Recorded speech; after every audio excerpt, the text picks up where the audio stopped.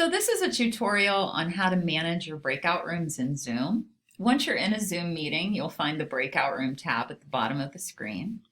When you click there, it's going to prompt you to automatically or manually assign breakout rooms. So we're just going to use the automatic function for this. Okay.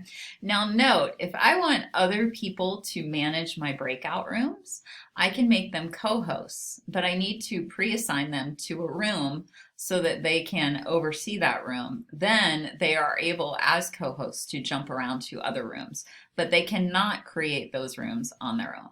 Okay. So I am going to make a couple people here co-hosts just to show you how that can work.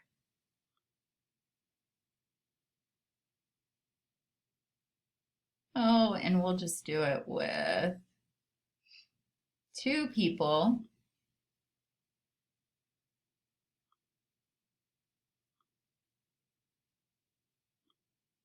So you see how that works on the screen. So I can make them a co-host on the fly.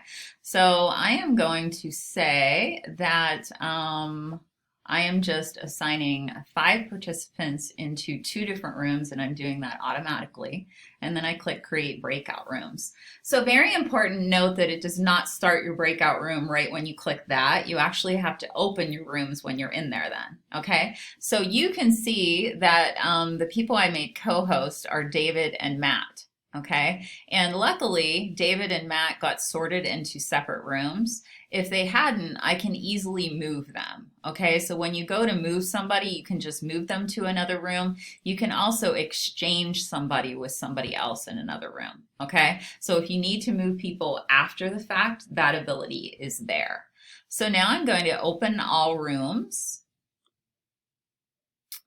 And note when I open all rooms, they get a message on their screen to join the breakout room. So they can go ahead and join that room.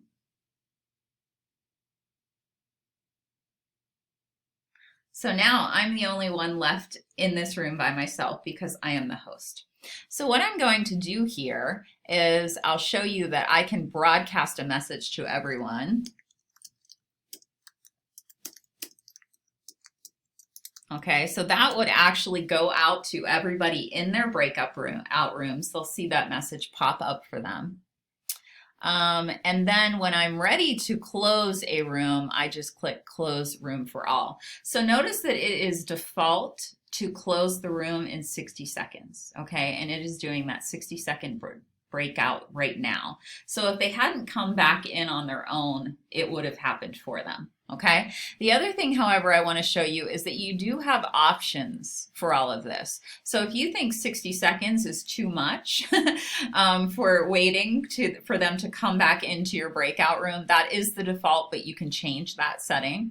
You can also change some other settings in here. So if you want breakout rooms to close automatically after a certain period of time, you can preset that.